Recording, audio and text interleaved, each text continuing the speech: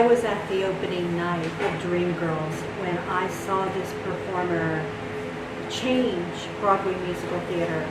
She was young, vivacious, and stole the show with a song that is now a classic, and I'm telling you, I'm not going. What kind of songs are we going to see at 54 Below? Well, this time at 54 Below, I was there almost 10 years ago, December of 2013, and the show had to be very like a clean 70-minute show. You had to be done. You had to go through the songs. This time with the Diamond series, we have a little bit more leisure and time to get into the songs and get into the whole experience with our audience. So I'm going to do some jazz standards. I'm going to do, of course, Broadway. Of course, I have to do Dreamgirls, and I'm telling you, I'm not going from there. And I'm also going to be just kind of looking at life. I think one thing that the pandemic taught us all is that we want to have more meaningfulness and more meaningful moments in our lives and in our experiences, regardless of whether it's music or theater or movies. We really want to have something that stays with us. So I want the audience to take a little bit piece of myself. A lot of people, everybody knows I can sing, and I think that I still have this voice, big voice, but a lot of people don't know a lot about me personally, so I would like to give them just a little bit of that, since it's up close and intimate. 54 Below is a cabaret house, and more an opportunity to be more intimate and up close and personal. That kind of leads to my favorite question. They say that eyes are the windows of the soul, but I think songs are. What song or series of songs tells us who Jennifer Holliday is? I don't know specifically. I think that it's when you're an artist like myself, and we are such a versatile singer and have the capability of doing all type of songs. I don't really know. I think that songs do have an ability to touch lives and to change lives.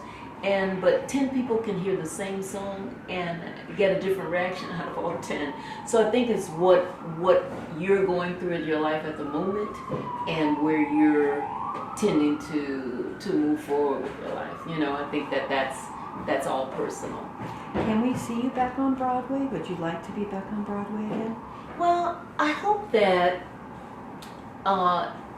if I were able to return to Broadway, it would be great if someone could write something original for me.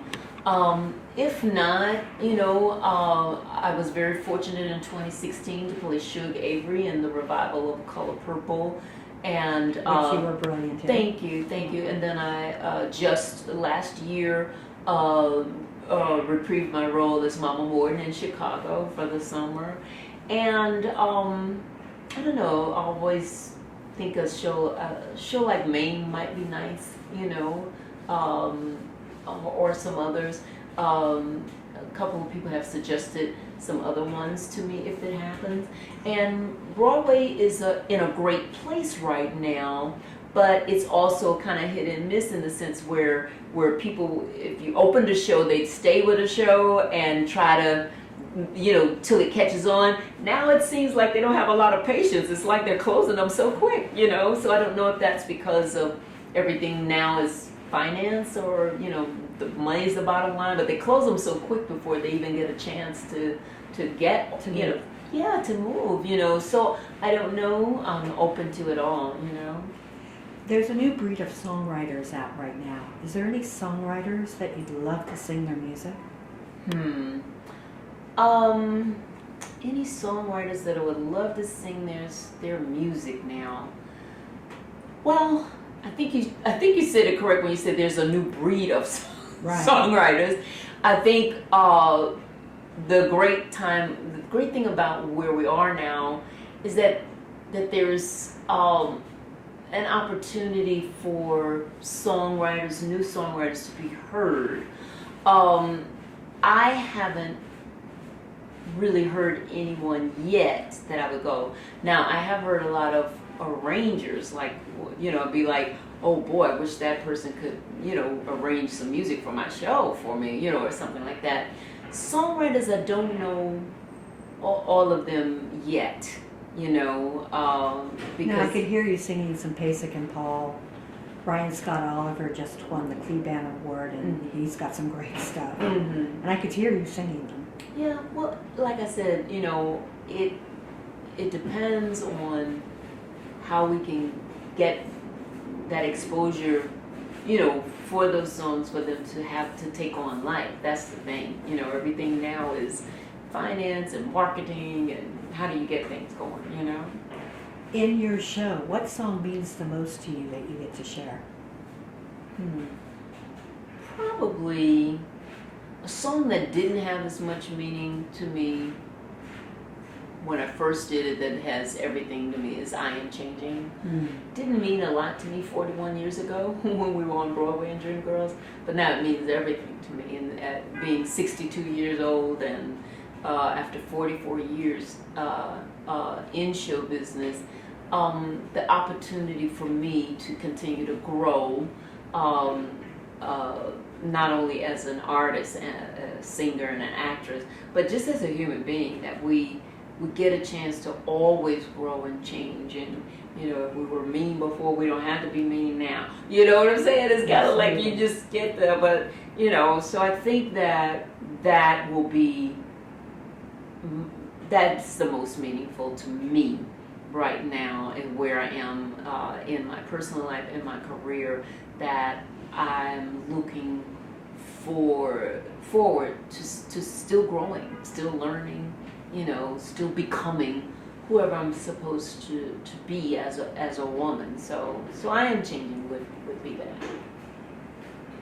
What haven't I asked you that you would love our audience to know about you? What haven't you asked me that I would love for your artists to know about Jennifer Holliday? Well, I think that maybe a lot of people don't know about my journey with mental health. And today, more than any other time in all our lives, mental health is really important. Yeah. And I suffered greatly with clinical depression, not only while I was on Broadway in Dreamgirls, but afterwards, and even tried to take my own life 30 years ago. And I think that the journey to see me now, that everybody said, oh my God, she's amazing, she's wonderful, and whatever, but that there's a reason that I'm glowing, because I had so much darkness in my life at one point.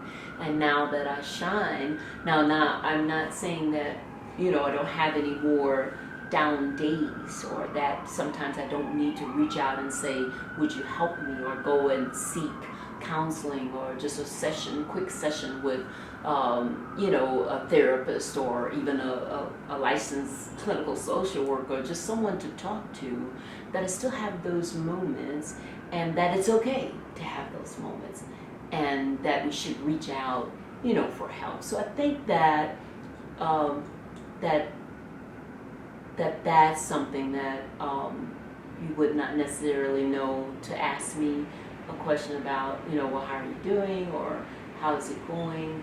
And I would say that it's, everything is fine, and I know everyone loves to say, well, she's so, so happy and everything, and everything like that. But it has been a journey, and for God to allow me to see these 62 years old, but to also have embrace new life, to move forward, to say, okay, there's still so much work for you to do, and still so much more for you to receive, which a lot of times we don't receive well. We're all giving, but never, do we take in. So I'm embracing life and whatever it may hold, and just trying to move forward in light and in love. I thank you so much for sharing that, because there are so many people out there that need to hear that message, that need to hear that it's okay not to be okay 24/7. Yes, the dates are February 21st to February 26th.